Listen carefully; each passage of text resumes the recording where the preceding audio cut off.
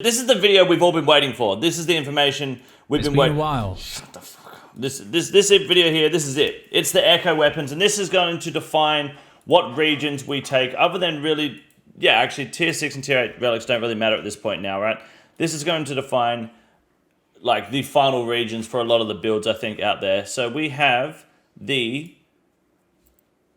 Skritic video along with Old School RuneScape, I believe. They're duoing here. This is the Echo Boss and Reward Stats Explained. So shout out to Skritic for being on top of this. Let's have a quick look and let's decide what's going to happen. My current plan before going into this video is Mauritania, Tiranwin, and Kurand. Will it change? I don't know. Let's find out. While since he first arrived in Misthalin. At first, everyone fled to the west. Varlamore seemed far enough from his influence, but Yama's power started to spread, corrupting every region in Gielinor. Creatures you once knew evolved, twisted into something far more dangerous: Echo Bosses. Luckily, I've managed to strike a deal with the Master of Packs himself, allowing me to show all of you here today just what you can expect. I do like that they've made the Echo Bosses look demonic, and I hope they're all demon related as well anyway, because they look fucking from sick. These Echo Bosses and the items they drop. Aren't you lucky? Let's start with the basics. Echo Bosses are more powerful variants. I'm sorry, okay, I've got to pause again. Can we all also agree? Just what you can expect from these Echo Bosses and the items they drop. Aren't you? When Yama is in his tiny form, that voice doesn't work. He's got to be big Yama. The Darth Vader voice doesn't work when he is 4'2", when he's basically fucking corn. It just doesn't look right. They need a second voice. It doesn't fit. Let's start with the basics. Here we go. Echo Bosses are more powerful variants of existing bosses, and you'll find one in every region available in League 6, with the exception of Karamja. Yeah. To access an Echo Boss, you'll need an Echo Orb, which can be dropped by the regular version of the boss. Now, these Echo variants are no joke, but defeating them may reward you with new, unique, powerful items. So let's go through all of the regions. For those that are concerned, I believe, like last year, there is dry protection for the orb and the weapon. I want to say the orb, for most bosses, I think it varied depending on the boss, but roughly it was like guaranteed orb at like 15 KC, and then the weapon was guaranteed at 50 KC. You could get it early, but they're guaranteed. Or it was the other way around. Maybe it was orb at 50 and then weapon at 15. Something like that. You guys may be able to correct me, but they had dry protection. At least they added it after like a week. So there'll be dry protection on this, I'd imagine. Starting with Varlamore. In the dungeon of Tapo Yawik following completion of the Heart of Darkness quest, you'll find a powerful Frost Nagua, the Amoxliatl. This Echo variant will require some careful planning. Its area of effect attacks are devastating, but I have a feeling there's a way to avoid it somehow. Echo Amoxliatl is the keeper of a new double-hitting melee weapon, with the combined power of the Glacial Tomotli, Earthbound Tekpatl, and Sulphur Blades. I present to you the Infernal Tekpatl. This dual-wield weapon is capable of attacking in all melee styles, and even comes with a little bit of Demon Bane. Two-handed and weighs 3.6 kilos, by the way. For a nice buff against demonic creatures. The Infernal Tekpatl special attack hits 4 times in quick succession with increased max hit accuracy, similar to the Dragon Claws. I can think of quite a few demonic packs this weapon synergizes perfectly with, so for those of you going down a melee route, you might want to snag this item as early as possible, especially because of its effectiveness at taking down the Moons of Peril. Moving north to Kurand and Kebos, you'll be greeted by a familiar foe underground in the farming guild, Hespori. Once you obtain your Kurand Echo Orb, you won't need to wait for your Hespori seed to grow and can face off against Echo Hespori whenever you want. You'll want to bring along a fast weapon or something capable of dealing area of effect damage to deal with Echo Hespori's mutated flower buds. Just remember to stay light on your feet here to avoid getting entangled or worse, sent right back to spawn. Echo Hespori's unique item has evolved since last year, and you might find yourself bagging an all-new two-handed shortbow, the Nature's Recurve. The Nature's Recurve has high ranged accuracy, but its strength lies in its unique passive, which has a chance to restore your hit points and prayer by a percentage of your damage dealt. Upon successful hit, there's a 50% chance that your hit points and prayer points are restored by 10% down. So this is where, so if you notice on the tree, Range doesn't really have any healing, so that's where your ranged healing is coming in. Okay. You may notice that some of the demonic packs buffing bows are perfect for this echo item, allowing you to speed up your attack rate, increase your minimum and maximum damage, and capitalize on its restorative effects. Over in Tyrannwyn, you'll need to familiarize yourself with the gauntlet. I'm gonna be honest, kind of ass. That bow's kind of cheeks. Not gonna lie.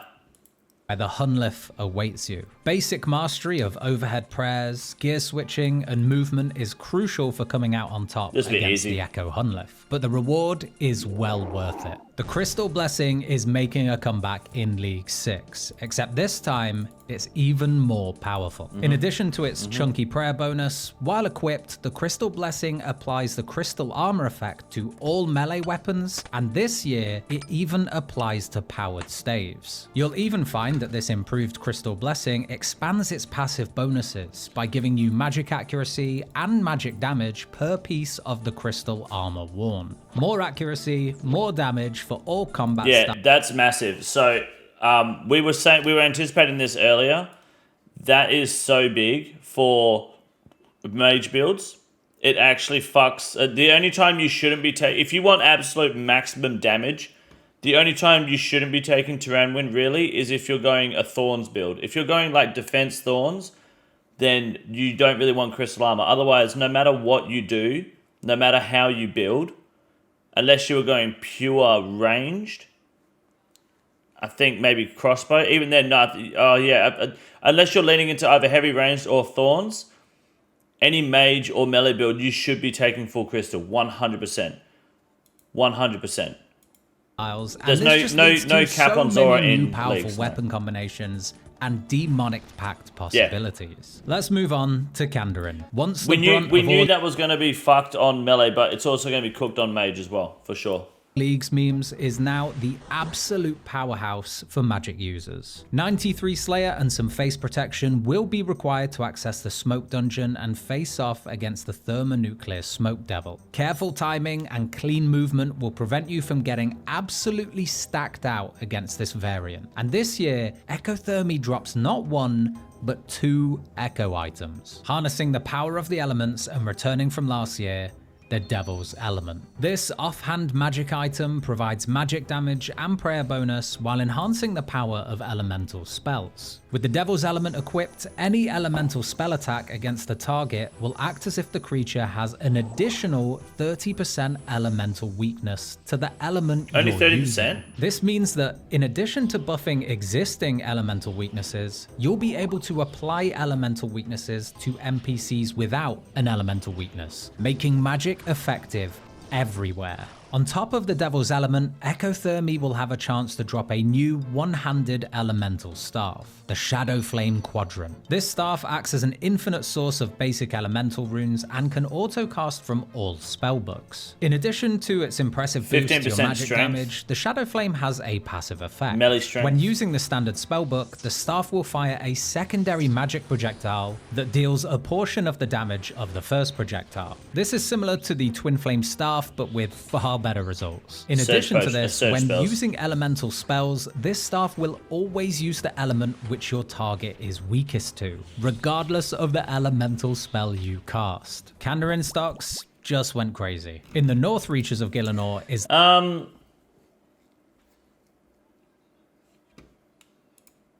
still doubling down that melee halberd is better than mage. I'm doubling down on that still.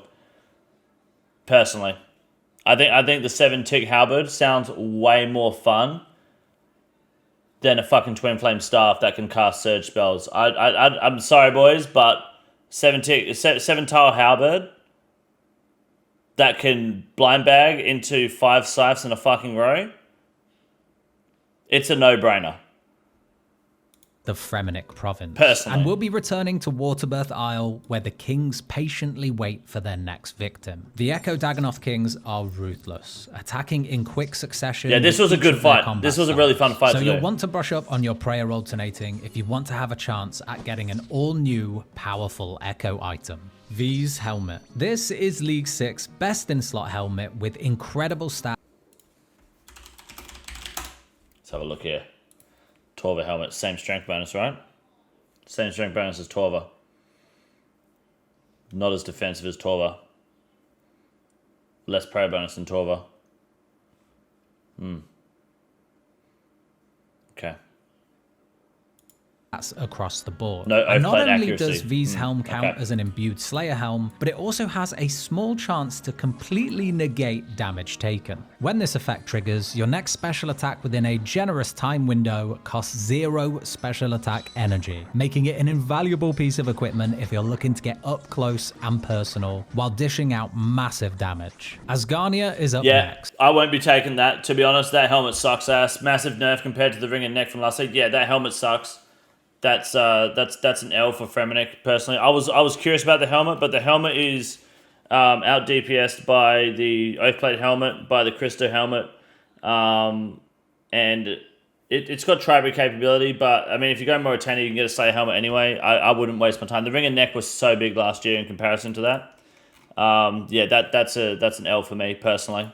And with 91 Slayer, you'll be able to venture into the Tavali dungeon to face off against Cerberus. Remember that Cerberus is a demonic creature, so bringing along a Demon-Bane weapon here is gonna make your life a lot easier. Echo Cerberus will test your ability to keep track of her attack styles, your positioning, and rapid prayer switching. But this challenging fight is worth the struggle, because if you get lucky, you'll be rewarded with the Fang of the Hound. This Cool name. dagger That's a is sick fast, and because of its lightweight, it synergizes It's 3 ticks, which means if you, and it's under a kilo, so if you get the relic, the demonic pack, that makes it a 2-tick dagger.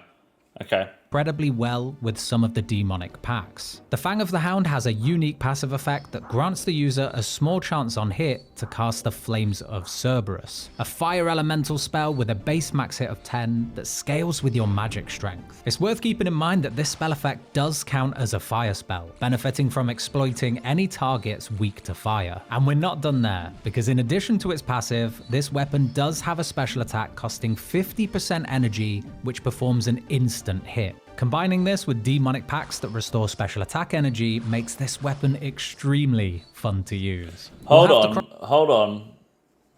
We were all under the impression that this had elemental weaknesses. It only has fire. Hold up. When this was announced, it says with that scales with elemental weakness. It only scales with elemental fire, and that's only with the spec, right?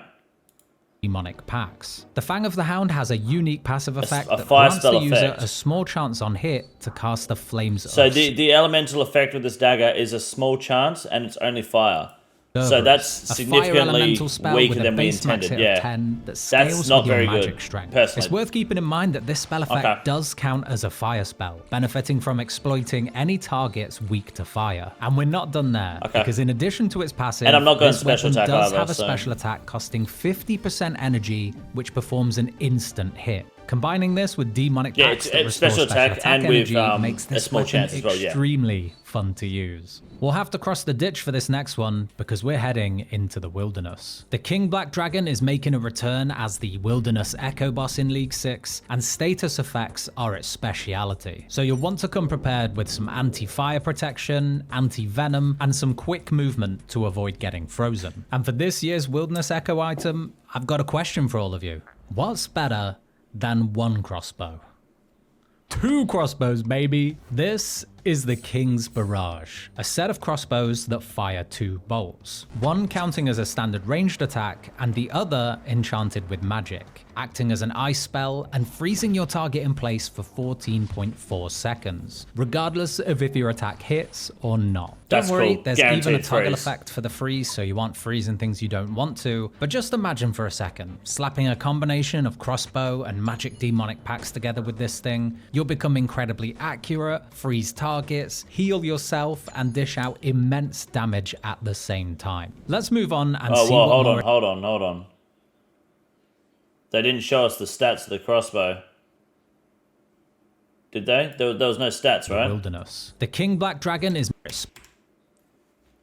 That's a little I've bit got a important. question for all of you. I only say What's that. better than I only say that because he's wearing Missouri. demonic packs together with this thing? You'll become incredibly accurate. Oh, he's firing a bronze bolt. Okay, because his max Freeze hit there is targets, fucking heal 36, yourself, and which dish is not out good. immense damage Okay. at the same time. Alright. Let's move on and see what Mauritania has in store for us It can this work year. with the ice, For this next yes. Echo Boss, you'll need 75 Slayer and a Brittle Key. Using this at the entrance on the top floor of the Slayer Tower gives you access to the Grotesque Guardians. Their Echo variants amp up the intensity with flames, falling debris, and petrifying orbs. You can take out each Guardian there 3 of individually them? to make the fight easier, or just no, they focus go on together, don't defeating they? Echo Dusk to end the fight early. Coming out alive might grant you a new magic weapon, the Lithic Scepter, a one-handed powered staff charged with earth 3 ticks. 4 ticks, sorry. 7 tiles, 25 magic, 0 magic strength. and body runes. Successful hits with the Lithic Scepter grant a stack of Shatter, up to a maximum of 14 stacks. When you've built up at least 5 stacks of Shatter, you can use the Lithic Scepter's special attack to instantly damage your target for huge damage, and up to a portion of that damage as typeless damage to nearby enemies. This stuff is that's incredible fucking baller, for getting dude. through Slayer tasks, clearing out packs of enemies, Bro. or as a last-ditch attempt to nuke your main target. And for our last stop Brother, what? That's fucking sick. How is that the best Echo like weapon we've seen so far? That's way better than the fucking crossbow, dude. That's fucking sick. Hell today, yeah. don't forget to bring your ropes along because we're heading into the Caridian Desert to visit the Cowfight Lair. You'll want to stick close in your encounter with Echo Cowfight. Just so you're aware, when he says don't forget to bring your ropes along, it's not because you need it to get to the Cowfight Lair. It's because you'll pick desert, realize it was a mistake, and you'll just want to hang yourself. Queen, as her ranged attack can pierce your defenses and deal massive damage. Keep your eye out for her special attack bar because you won't want to be hit by what comes after that charges up. The Echo Cowfight Queen has a chance to drop the Drygore Blowpipe, a two-handed blowpipe which doesn't require charges and can fire all darts up to Dragon. The passive yawn pipe, effect of yeah. the blowpipe rolls for accuracy twice on all ranged effects. But the big change to the Drygore Blowpipe this year is that instead of having a chance to apply venom like the Toxic Blowpipe, the Drygore has a 25% chance on hit to apply a stacking burn effect. This weapon is an absolute powerhouse when you spec into the thrown weapons within the ranged demonic packs tree, allowing you to boost your range damage based on your melee strength and hit additional targets, all while spreading that burn effect around. And there we have it. That wraps up your briefing for the Echo bosses and Echo items for League 6. Very good. I am so excited to see how you guys get on with all of the demonic packs, the Echo bosses and Echo items. My name's Skritic, and if you do want to check out any more League 6 content, guides, or gameplay, Then watch it on King Condor. So here's the deal, boys. Yeah, very nice video. Thank you, Skritic, for that. Appreciate that. No, but little bit problem. What I've personally found from this video, boys, I find that I'm now here deciding which I'm locked in on Taramwin and Mauritania 100%. I'm not. It's not that I'm deciding which Echo weapon I want. It's about which Echo weapon. I don't. There's no other Echo item here that I care about.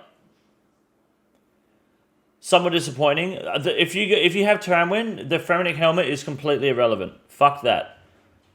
Kandarin, only if you're going elemental spells, but even then, it's really mid. I think I've got to go Korend. And the reason I'm going Korend, and I'm going to go Korend last, is not for the Echo weapon. It's because the Elder Maul will be really nice with Blind Bag. I think if you go Mauritania and you're going full Blind Bag, you main hand the Noxious Halberd, and then in your backpack you have the Scythe, the Holy Scythe, the Sang Scythe, a second Noxious Halberd, and an Elder Maul. The God Swords are all less than the Noxious Halberd and the Elder Maul and the Scythes. So you have 3 Scythes, because because if you have kits on the Scythes, they're individual item codes, so they will be unique items for the Blind Bag.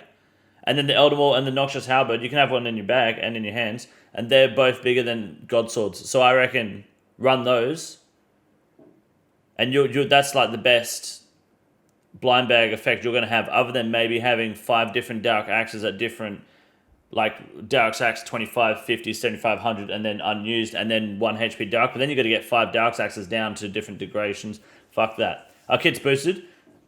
Kits should be boosted, I'm pretty sure. Yeah, I think so. I think they were last time. But that's how you can get away with having multiple scythes. So I think MTK is the play for me. I feel like that's a long time to get that rolling. Hard mode top is guaranteed purples. If that helps. Everyone gets a purple in hard mode top. So I think you just spam hard mode tops with teams and you just keep pushing purples. It's probably... I think getting the Elder Maul is going to be the hardest part from Cox.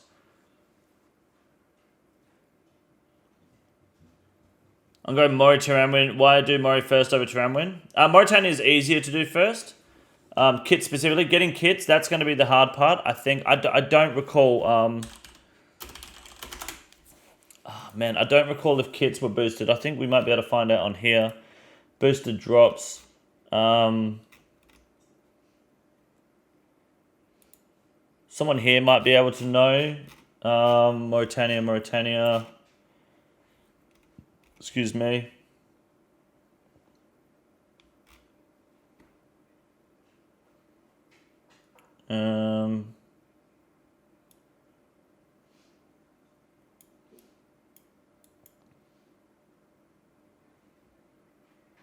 Yeah, I don't know. Dark Axes have Piss Weak. They do, yeah, they do. But that's why you do it in full Darok. Does Dins work with Bloodbag? Yeah, everything will. Yeah, everything heavy. Anything over 1 kilo. If I recall they're not boosted, that would suck. But at the same time, you are doing top hard modes in probably like 9 minutes. If that 9-minute raids, what's the chance of getting a kit? 1 in 100, 1 in 150. You could smash that out. I reckon you could smash them out pretty quickly.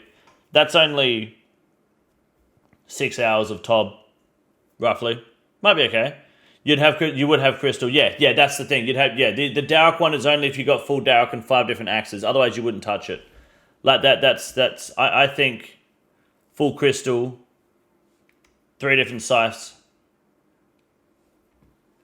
a second noxious halberd, 1 in your hands, 1 in your bag, and then an Elder Maul. Can I get 6 2-hit weapons to get like 12 hits? Actually, you can, RJs. How are you, by the way? How's France? GZ on flight. On safe flight, dude.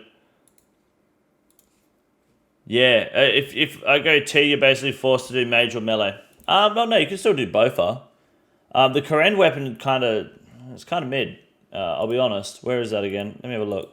Found in the farming guild, Hespori. I do Karen for the content, right? You do Karen for the Elder Maul. In your Karen Echo Orb, you won't need to wait for your Hespori seed to grow and can face off against Echo Hespori whenever you want. You'll want to bring along a fast weapon or something capable of dealing area of effect damage to deal with Echo Hespori's mutated flower buds. Just remember to stay light on your feet here to avoid getting entangled or worse, sent right back to spawn. Echo Hespori's unique item has evolved since last year, and you might find yourself bagging an all-new 2-handed shortbow. The Nature's Recurve. The Nature's Recurve has high ranged accuracy, but its strength lies in its... Again, Blind Bag would be all the double-hitting Sulfur N-word weapons for sure with Blood Moon. I agree. What have I got here? Where's my shit? Let's have a look here.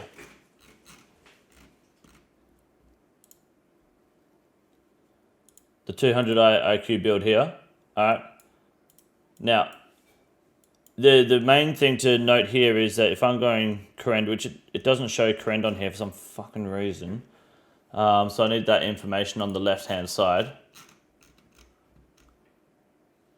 wherever that is. I don't know why this website won't pick Korend when in the an annotate section, but I think what's my prayer penetration? We're looking at 75%. I wonder if I can make that 90 confidently. I'll probably have to go into there though, which kind of sucks. But obviously, step 1, complete the league's tutorial. And then I think, yeah, we go straight into blind bag mode by defeating a hill giant. And then you grab it's doubled using 200 weapons, getting level 50 combat, straight to here. Bro, why is this one turned on? Turn that shit off. Can I get more prayer bonus somewhere, you reckon? I don't even know. Powered stars I will get because of that powered staff from Mauritania. That's going to be really strong. I'm not super keen on this whole bow thing now. I don't know. Do I really want a 4-tick T-bow? Or do I just go prey penetration? Like, what's wrong with doing that instead?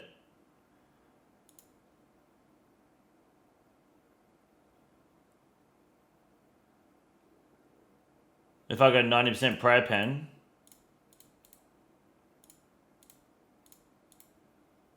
and keep that there for accuracy, like, I don't really need range echoes on then, do I? I know range echoes, yeah, I don't need that shit. Do I just fuck range off completely then? Are you not going for range echoes with melee hits? I am, but that's over here. You know? And that's only just if it happens. 90% prayer pen, that gives me an extra point.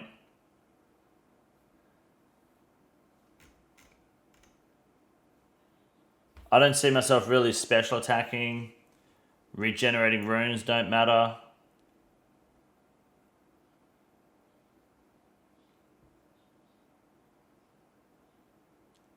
%5 accuracy, yeah, like, I don't know. I mean, I could maybe do the bows just so when I do get a T-bow, it is 4-tick, but when am I going to use that? Other than on Olm.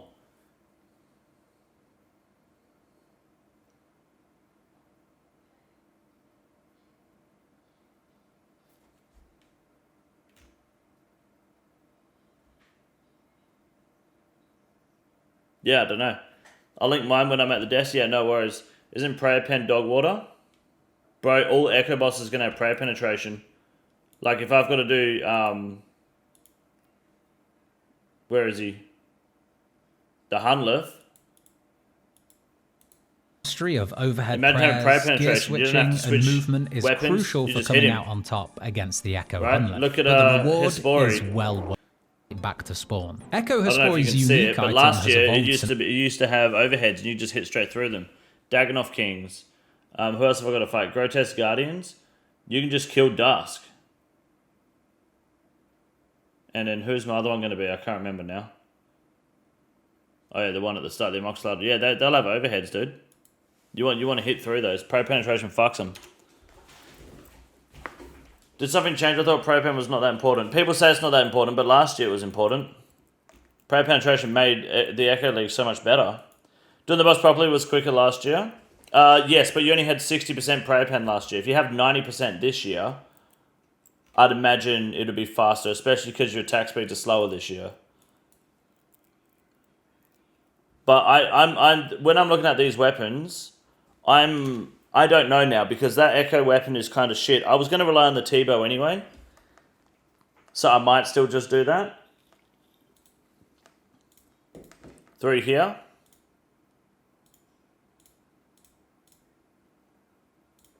I could. It's just a matter of getting prayer pen as quick as I can, more or less now, I think. So I can do those Echo bosses faster.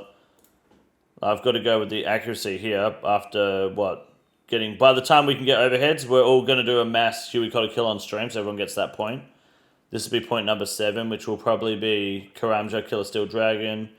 Then I'll probably go straight up to Blindback, Killer Tazar. Maybe even get a Fire Cake because I love overheads. Unlock Mauritania, Killer Werewolf. Go for this one here, two-handed weapon. You have a 5% chance to trigger Echo range. Perfect. Let's say we kill the first Echo boss in Valamor. We get a Make a Slayer helmet. Why not? For Sunday Nightmare Kill, super fucking easy to do that. That won't take long at all. If someone else is in Mauritania, say Fergo's in Mauritania as well, we can start getting top kills at least. Might even get a full Barrow set there. Like, you can start building. Once you get access to a Halberd, Killer Axor, Blood Fury won't take long. Unlock Tyranwin, start leveling up, get the Crud the Gauntlet kill easy. Zolcano is a free kill. That's prayer penetration. Now that you got some prayer pen, kill a second Echo boss. Pretty easy. Get a third Echo boss kill. Go kill Doom. You want to do Doom with range? No, just fucking Halberd. As soon as you have a Halberd, kill Doom. That's a Vernic Tread's done. You know, you've got start working towards Mage because Vardavis easy. Like you can do all this very quickly.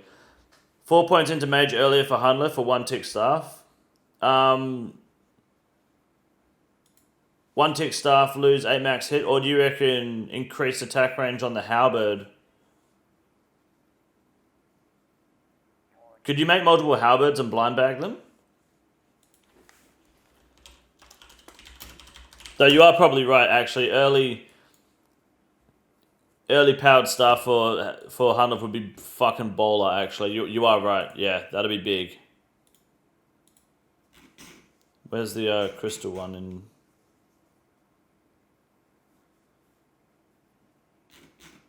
The gauntlet, where the fuck's that? Can't find it. Yeah, if you go, tell you what, if I go Tramwin first, I would probably do that, actually. Take him blind, you want range echoes to never miss. Yeah, so that's where you go this way. You are right, yeah.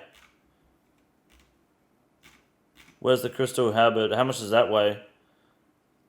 They weigh 1.8 kilos, so you can blind bag them. But yeah, I think the 1 tick staff, it might be a smart idea to just go straight.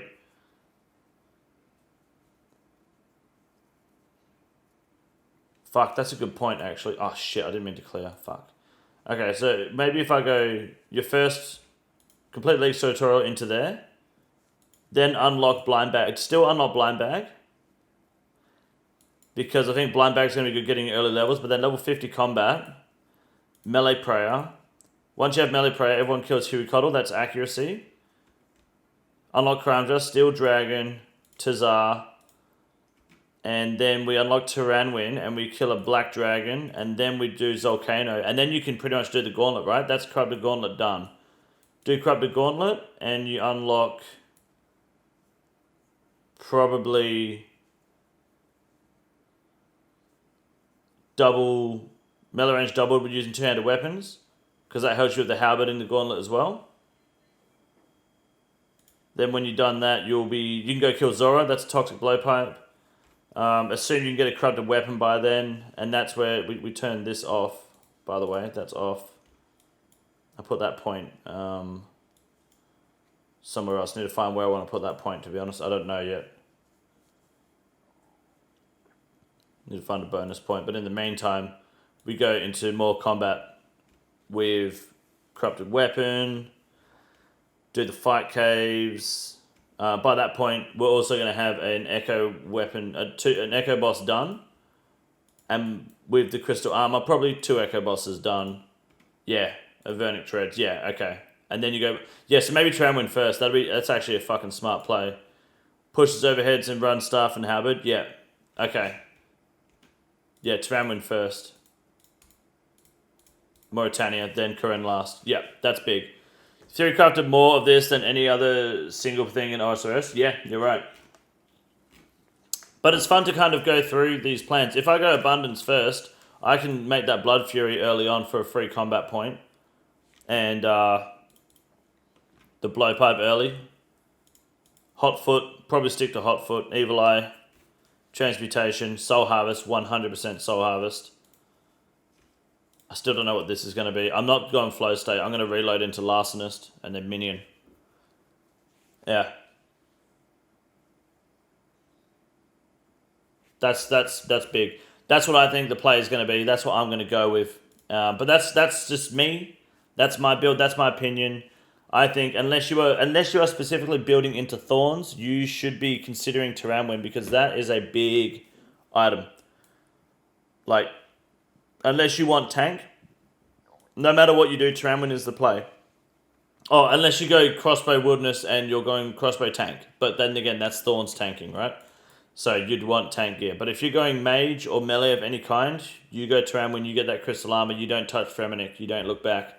Asgarnia is unironically a letdown. Unless you want to do the content there, I won't be touching Asgarnia, because I think that dagger is pretty shit. Elemental-wise. It was led to... It sounded like it was going to be pretty strong, but I guess not. What do you think about Blood Moon Boppers with Boppers, Maxi Boppers, and other Boppers in inventory for early? Oh, yeah, absolutely. Yeah. You get the big Boppers from here, and then you bop your way around. Bop around the clock. Yeah, 100%. This is the easiest room in the raid. It's quite simple. You got a big boy. Look at him. God damn. Fuck me. Look at that boy. It's huge. You got a big boy.